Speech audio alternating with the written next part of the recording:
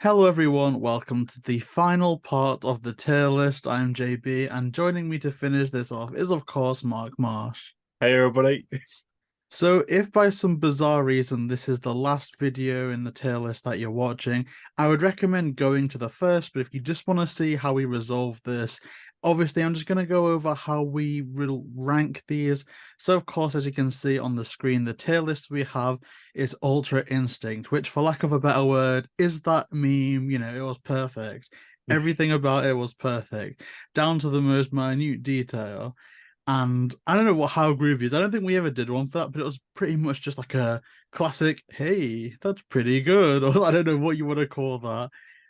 Mediocre or midstory, which I really don't like that naming system, but I suppose that's where you'd take it off. It was all right, and that type of thing.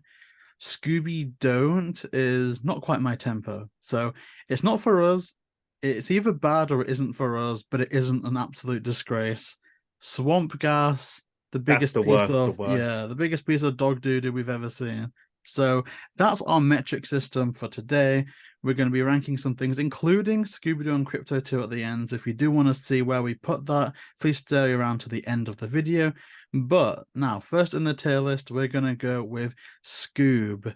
2020's Scoob. I think it was 2020 anyway. So, Mark, let's kick off with your opinions on the Scoob movie and where you'd want to rank that. For me, I feel mediocre at best. I didn't feel like it was a how groovy. It was definitely not an Ultra Instinct, but it wasn't the worst I've seen. And I say, at least in the middle, it stands a fair chance. And there was some good stuff about it, but there was a lot of bad stuff that shouldn't happen. So yeah, it was like a nice placement, I thought. That's quite an accurate thing because I kind of agree. There's a lot I like about Scoob, don't get me wrong, but it's almost like one step forward, two steps back. So I'll see something I do like, and then I'll either notice like two things I don't like, or two things I don't like will then be introduced. So I think I do like the way that Scoob ends, especially the ending. Like the way that emotional stuff happens. For all I didn't connect with any of the voice actors, for all I didn't really connect with that dynamic. Something about the framing and the lighting really got to me at the end. So I think I possibly like it a bit more than you, but I definitely don't think it deserves that how groovy spot. So now just taking a look at what we've got on the tier list so far. I think the point where we will disagree again is possibly the Loch Ness Monster movie, the biggest like kind of difference between our opinions, because that's where I want to put it. I don't I like the Loch Ness Monster movie a lot more than Scoob, Ooh. but Legend of the Vampire, because of the voices and the direction, I think I could stomach Scoob being above there, but I See, I, don't I, know. I was thinking Loch Ness Monsters below Ski. Below Scoob, Because that's crazy. like Loch Ness Monster was bad and No, it stuff. was it was good. I think it's a good one. I think that's just let's not pretend anymore. Let's face oh, facts. Let's face the facts. oh god. Well, that's crazy. I mean, let's find another metric system then. Let's forget Loch Ness for the time being. Legend of the Vampire. Do you think Scoob is worse or better than Legend of the Vampire? Because I think Legend of the Vampire is technically better, but I think I would rather watch Scoob than Legend of the Vampire on Sundays. I'm in the same boat. Like hands down is better than Loch Ness Monster Legend of Vampire. Legend of Vampire. I could watch it, but I still like Scoob, but I can get behind watching Legend of Vampire more. What about Reluctant Werewolf then? Because that's kind of you know, the middle point between your Legend of the Vampire and that blank spot. Oh, but I really love Reluctant Werewolf. I love it, but I think a lot of that I could accept that it may be nostalgia. That's the thing. I think because it's nostalgic for me that I grew up. I got on VHS and everything. I love Reluctant Werewolf. Oh, that is such a hard one. I'm just trying to think. Stormed in and there's like films to watch. Would I be tempted to watch Scoob or Reluctant Werewolf? and I'll go to Reluctant Werewolf, hands down. But It's just that feeling, the I could classic probably watch feeling. Scoob more, whereas Reluctant Werewolf now, I probably just get so bored of it because I've seen it so many times. Like I mean, Zombie Island, I don't need to uh, watch it now because yeah, that's a good point. it's embedded in my memory. See, the way I look at Scoob is the way I look at X-Men 3. Technically, I know it's not sound, and I know it's the weakest one out of its set. And yeah, it's so rewatchable just because of how little you have to think about it and I how love much how you you can chose X-Men enjoy. 3 for It's that like perfect analogy. that. It's Yeah. just brain rot kind of, but you It's can have like a good time with it. It's it's the like it's not easiest the Scooby-Doo best, movie to but you can watch. watch it Yeah, it's again and just again. Yeah. it's so easy to watch that thing. So it's actually such a cool. I think the question we've been asking the wrong question. We've been asking how high we want to put this. I think the question should be how low are we willing to put it? Kind of that question. Because I I don't think it's a Scooby-Doo, at least not for me. No, it's not a Scooby-Doo, but I say it's probably at the bottom end of mediocre. You think worse than Shaggy Showdown? I like Shaggy Showdown actually. Oh, what about Boo Brothers? Because that's one of the other classic ones. Oh, I think it's more rewatchable for me than Boo Brothers. yeah, I didn't really like rewatching Boo Brothers. I think it's Oh, I'll put it above Boo Brothers, but keep it down the bottom. so. How about we could put it in between Samurai Sword and Boo Brothers? Do that, yeah, Yeah, I in the like that. middle. I like that. So I guess I should have really explained the format where we're gonna take it in turns and see which movie we do. So of course you had the first say on Scoob, and so now we're going on to the first live action Scooby-Doo movie, Scooby-Doo 2002. So I'll kick us off with my thoughts about that. One second. Ultra Instinct. I agree. I had the same thing, man. I was thinking Ultra Instinct. I was wondering why you took off your glasses. I was like, is he cleaning them? Ultra Instinct. And I think at the tippity top of Ultra Instinct as well. I mean, Zombie Island, you could argue, is a little bit better technically, but just it's nostalgia, and I know it's nostalgia. But It for deserves to me, be Ultra Instinct. I would make it above Zombie Island personally. But I know that's probably The a hot special take, effects they so used back then is probably way better than what they put out recently in movies. I mean, look at Modoc from Ant-Man and the Wasp: Quantumania. Exactly, that was terrible. But you go back to 2002 and Scooby Doo, and you're right. There's those little demons. Yeah, I don't know.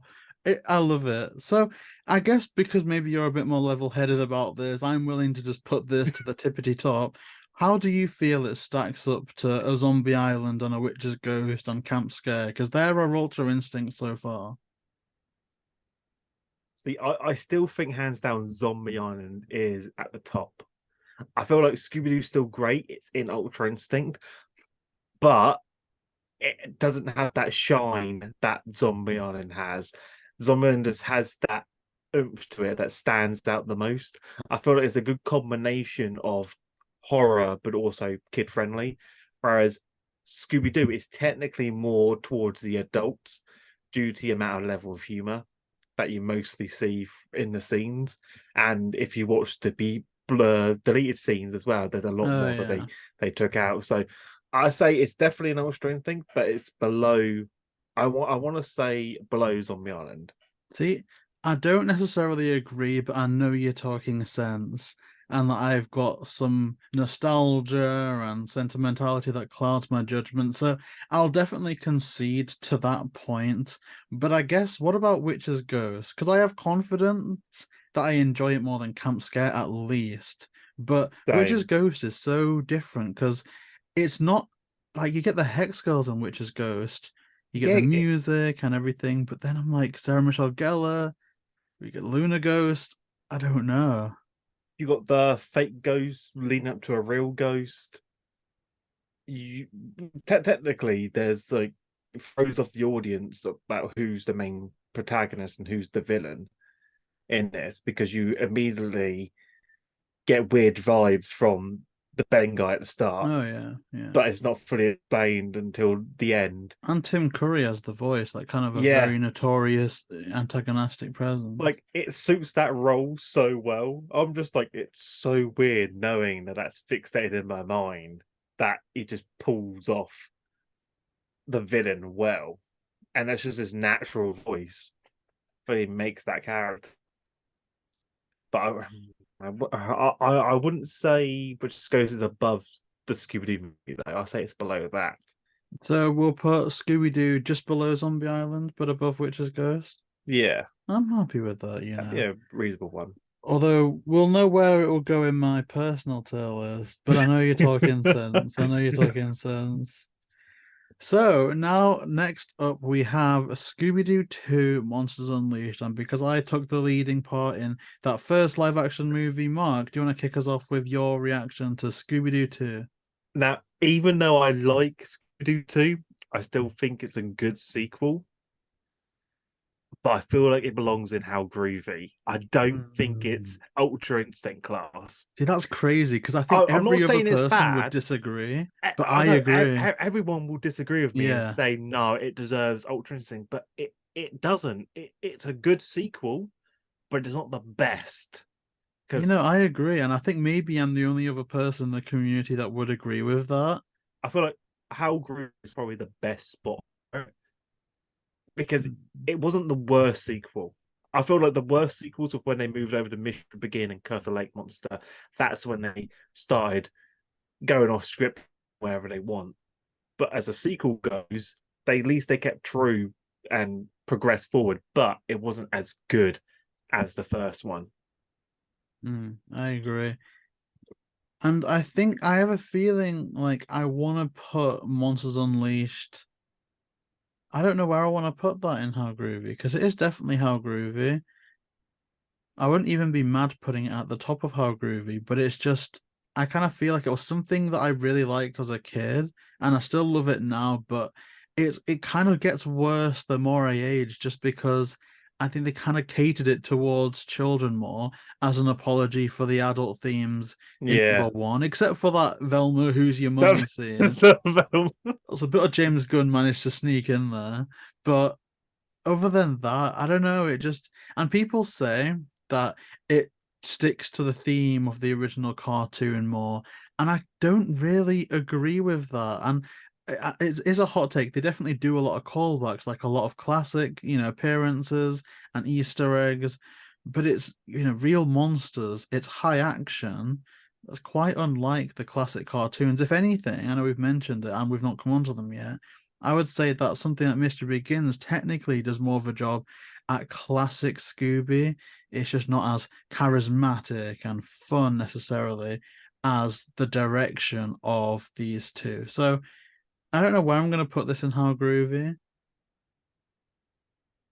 Because See, we've got. I say it's definitely close to the top of How Groovy due to the way for sequels go, it was good because normally sequels never do well. Well, we could think about Return of Zombie Island, worst sequel in history. They really lost their spark. And then Curse of the Lake Monster was the sequel to Mystery Begins, and that was bad. And that was only a year apart. I don't understand how they managed to drop so far at the shell, but this one, good sequel. I want to stay close to the top. Not at the very top of How Groovy, but third spot from the top. So just above Goblin King? Yeah, just Okay. above Goblin King.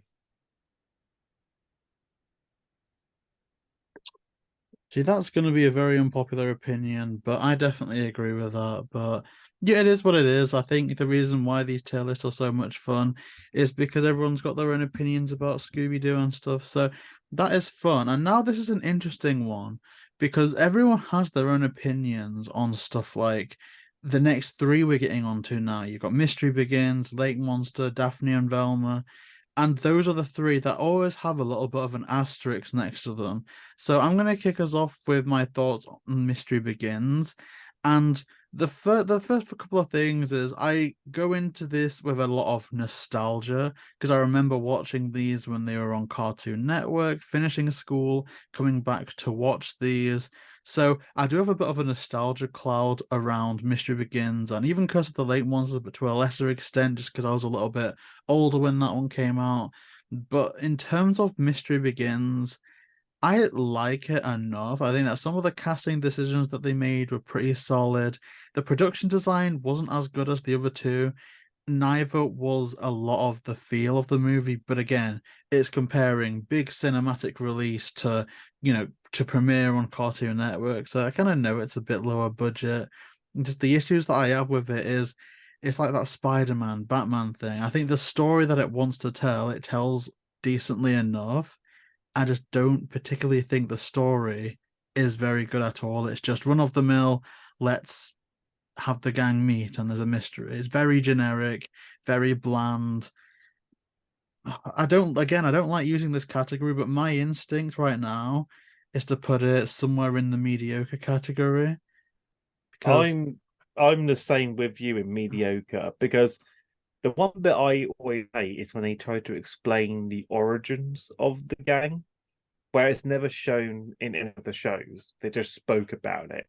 So when it comes to doing a live action, they don't know where to go from the approach. And when they do them in a way where they team up, it's an awkward encounter where those people would never be in the same room together or be in the same vicinity of each other. You're forcing them into a narrative.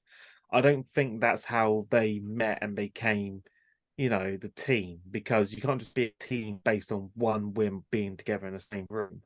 I feel like a pup named Scooby-Doo was probably the best way they've done it, where it showed them as kids, so that at least then their bond has always been around since then, because kids will always do stuff like that where they want to play together.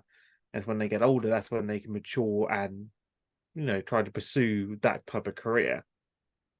So I didn't like Mr. Begin for that because it just didn't really make sense. Because when you try and time the timeline, it just didn't really fold into any category. It was like their own little thing they just threw together on how they met Scooby, how they all got the tension together to start talking. And then the ghost as well didn't really make too much sense because first they're ghosts, then they're open up a graveyard of spirits. Then there's a school underneath a school. First of all, normally if you're going to build a new school, you demolish the old school. So how's the old school still there? You wouldn't build see, the I don't new know. Maybe it's foundations like on the school. Freddy Fazbear's Pizza going on there Yeah, or it's like something. you wouldn't build the foundation of an old school because it wouldn't be stable enough. You end up causing more damage than anyone else. It's like drama episode where they built the New York above the old one. It's like that's stupid. No one would do that.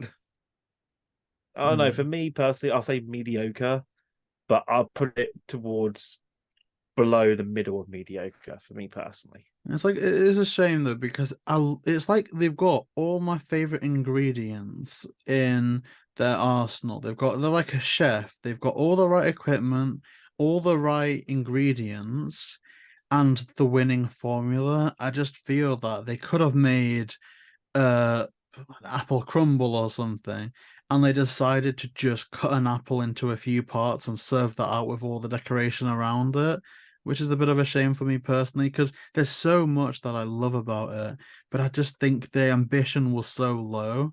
Maybe they were even a bit cautious because of that budget that it was so It's like the chum down. bucket equivalent to a Krabby Patty. The chum bucket, I like that. That's what it sounds like. We're trying to grab the formula, but don't have it, so we're just going to make our own, and hopefully it tastes the same. That's what I feel like. And even though sometimes chum is fun, in this case, I think chum was a bit of a mystery. So in terms of placing this, it's an interesting one. It is an interesting one. Because now we've got Scoob. Scoob is the most confusing thing to put in a tier list, I feel, especially for me, because I'm now using that as a metric. And a part of me will, I know that I would rather watch Scoob more than Mystery Begins. Oh yeah, hands Again, a down. part of me is like, And But then Boo Brothers, maybe, I mean, maybe just below Scoob. the weird thing with me is I would watch.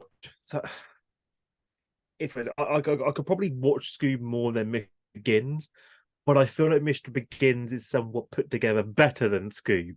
Yeah, it's less of a mess. But then I feel Yeah, like Scoob had more ambition and kind of didn't meet it.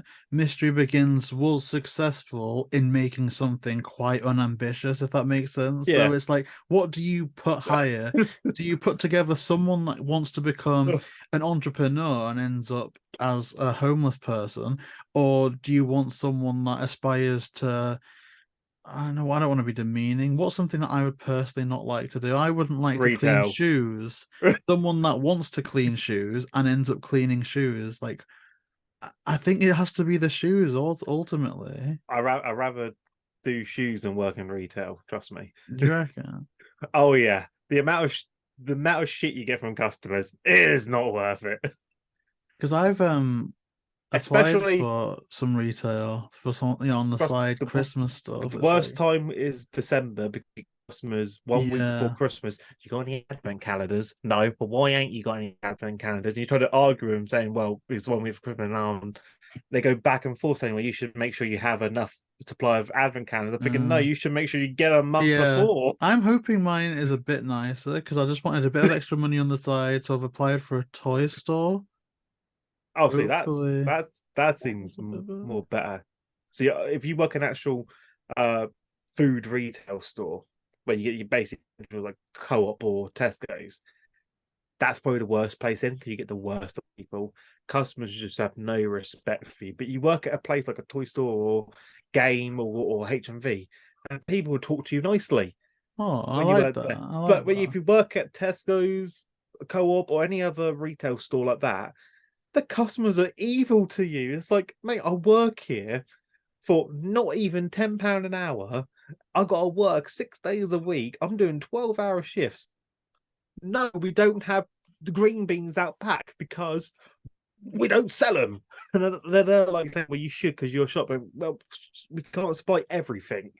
You see, only on this channel you come for the tier list, and we end up just dropping some solid career advice in there.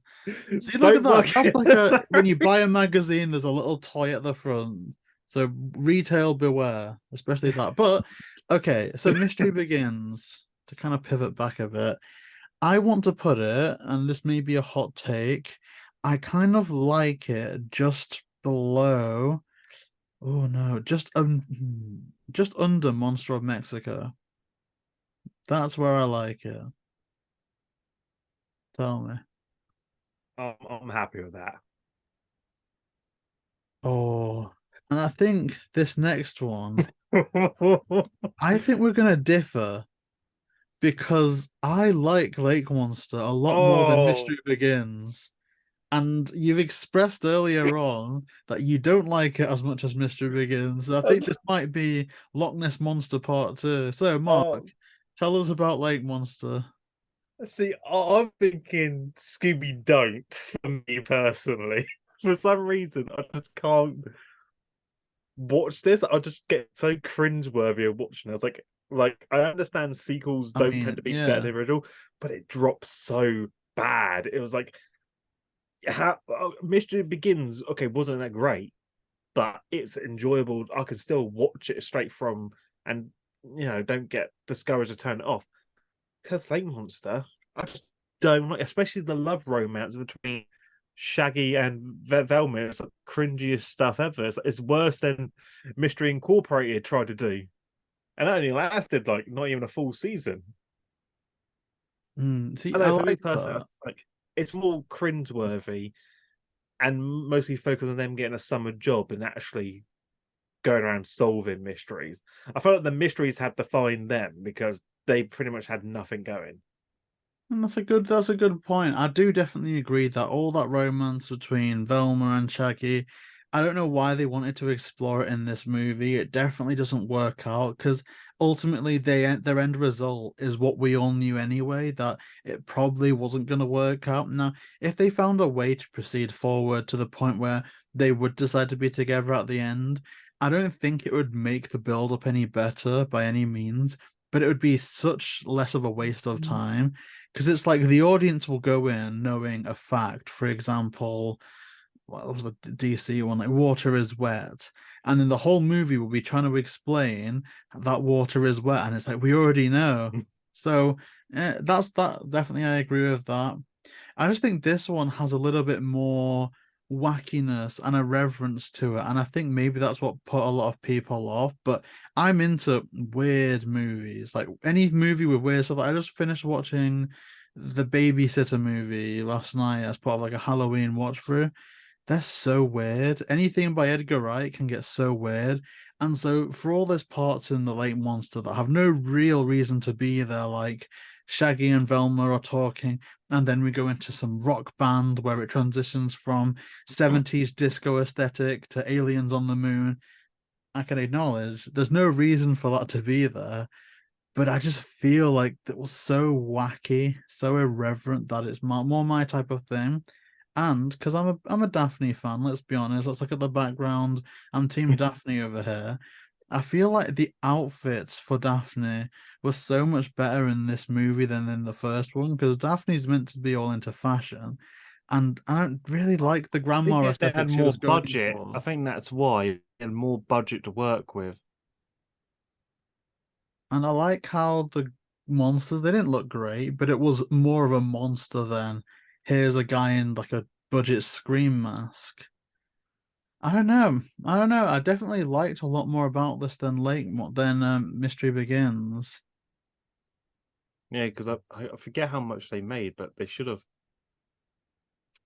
I don't know. They made quite a bit on the film because I think they had a high end budget. That's why all the costumes were a bit better.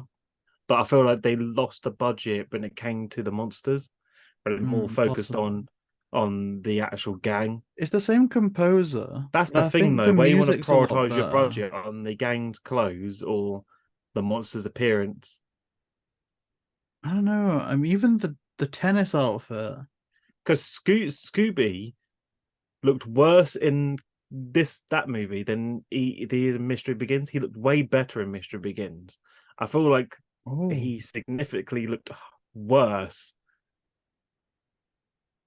I in the didn't notice sequel. that, but I'm believing you. Yeah, Probably that's. the lake monster ate the budget up quite a bit, I'd But imagine. what's the weird thing? It was done by the same people, I reckon. I think it was that, yeah, done by the same people. So I was surprised that Scooby looked a bit terrible because normally the main focus would have been make sure the dog's looking just as well he did in the last one. Yeah, I guess they try and do a bit more with him this time. Like they try and make him the waiter. They try and have him standing Yeah. up with a violin. So I guess a little bit more ambitious in terms of Scooby, but again, doesn't execute it that well because of the budget. In my personal tier list, I think this goes for me because of my nostalgia, because of the Daphne aesthetic and all that. I personally would put this on the bottom of How Groovy. Right now, if you want Scooby-Doo and I'm wanting that, logically it falls somewhere into mediocre, the mid-story category. It just now is about where. I wouldn't want to say it's how grew material. That's the thing. Do you like it better Oh, or worse than Phantasaur? Because we've established we're probably aiming for below Mystery oh, Begins, just below Mystery Begins, but below. Phantom Saw or Curse of the Lake Monster. God, that's a tough one. It's like saying which one to choose, this one or Loch Ness Monster. I'd rather choose the Loch Ness Monster. Not this monster.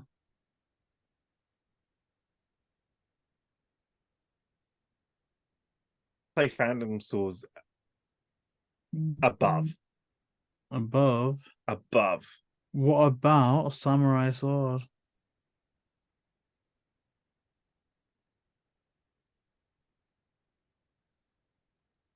I want to say below. So in between? In between, In yeah. between.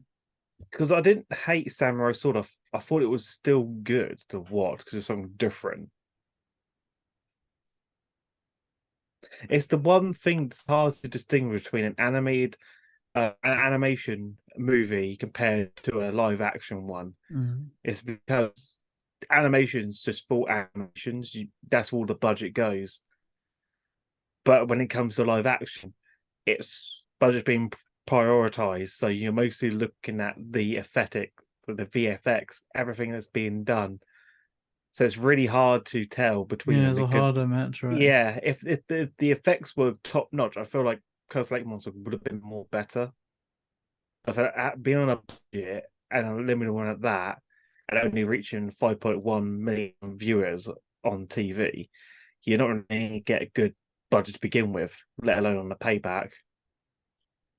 It's true, it's true. But speaking of, live action, the next one is the Daphne and Velma movie. So I guess Which because I I already started off know. Lake Monster, you can I kick us I off with know that. people are gonna say in the comments, "Oh, this was terrible." I didn't think it was terrible. I honestly, to God, I enjoy watching Daphne and Velma. It's not the greatest. I know it's flawed. I know there's room for improvement. I know where the errors are, but it's something you can watch and see from start to finish a few times. Like it's still something enjoyable to watch. It's just not the greatest thing to watch. I feel mostly it's down to the budget and the script. I feel like if those were more prioritized rather than everything else, I feel like it could have been a better story than what they were trying to go for. The concept of what they were trying to do, don't get me wrong, that was nice, but you forced too much of it on the screens and in such short amount of time where there wasn't enough information circulating between the audience and the members on the show. So we just had to take it as a grain of salt. It's like showing a biography in like a couple of minutes. It's not going to make any sense. Yeah, see, here's But the thing. I say it's I like a lot of the cast. Like, I like Sarah Jeffrey because it's Sarah Jeffrey. I think Sarah Gilman is very, very well cast. Like, everyone disagrees, but I know when we spoke briefly about this when we did our fan cast, I do think Sarah Gilman is the most accurate casting for Velma we've ever got. I know that's a hot take, but it is. I just think a lot is failing with this movie. The writing, the direction, the budget.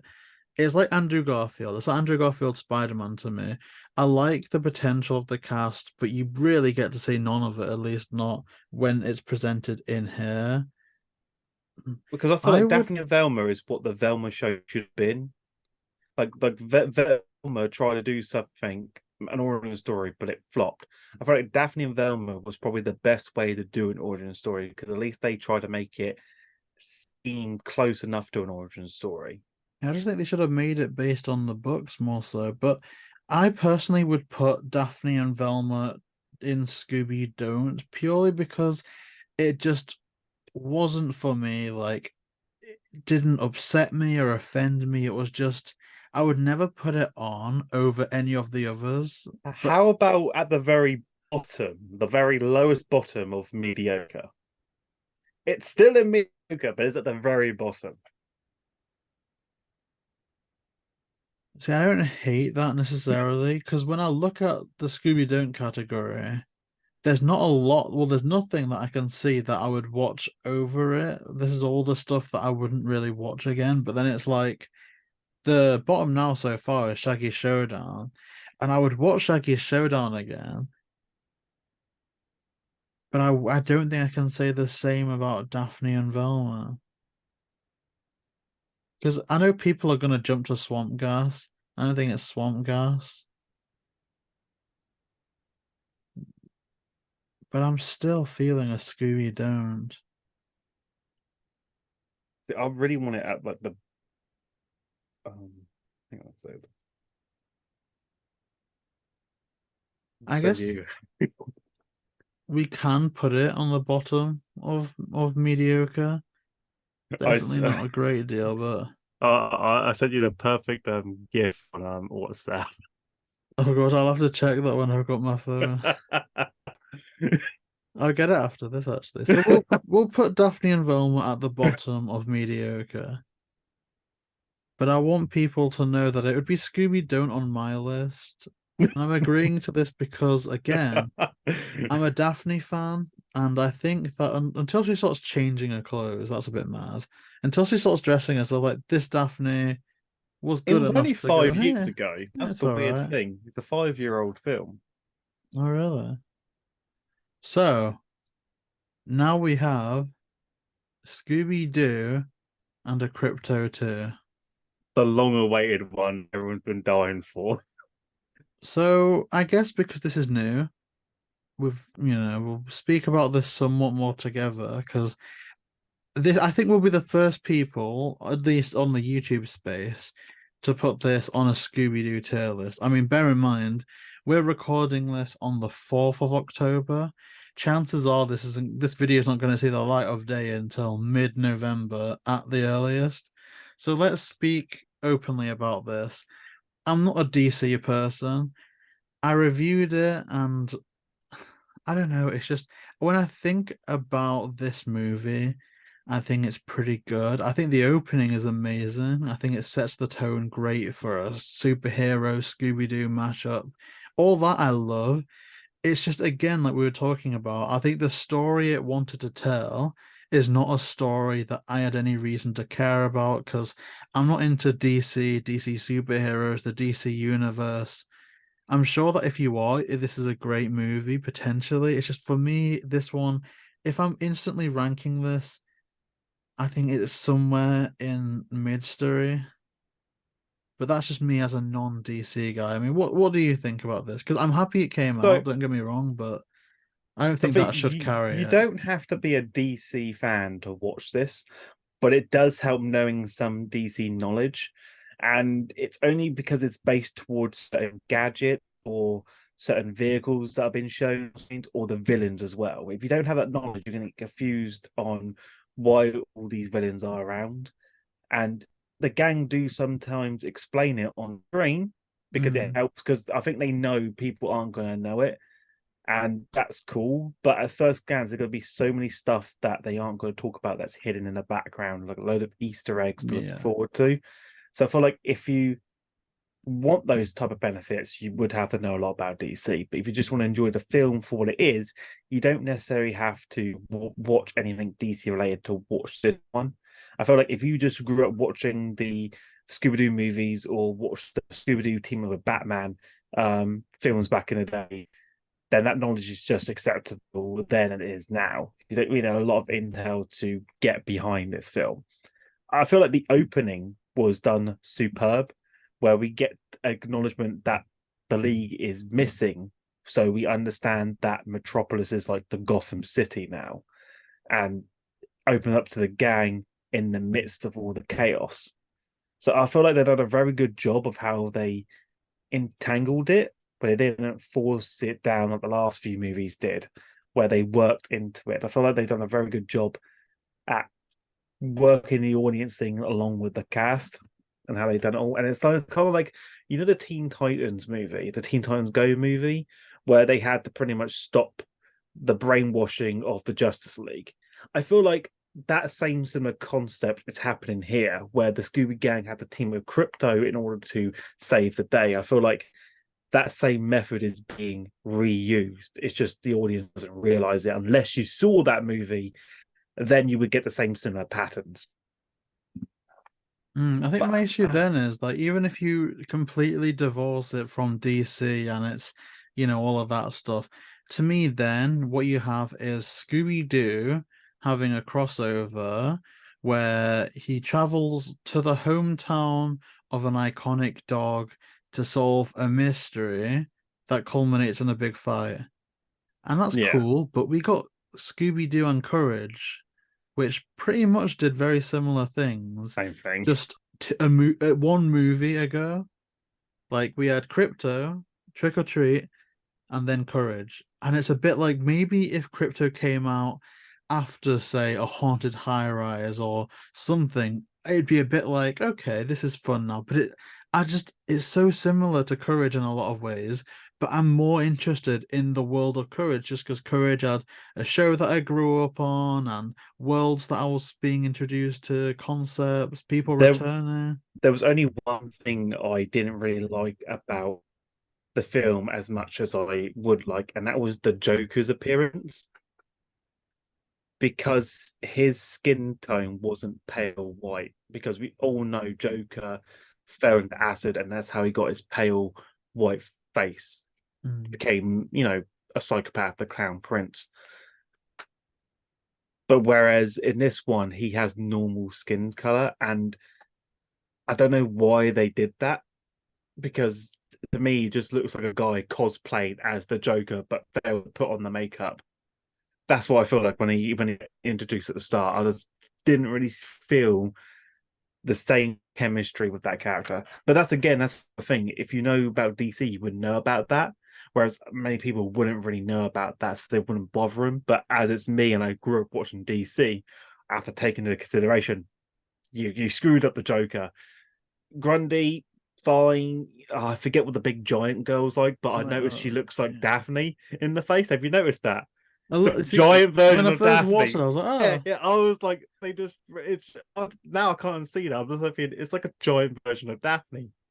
How they didn't make Fred notice that at some point, I have no idea. But yeah, even Zod as well, showing an appearance, bit overkill to be fair. I like how while the chaos happening, people are still going to work at, the Daily Planet. Chaos, no military around. It's just a full-on war zone, but you're still going to work, making sense on the dime.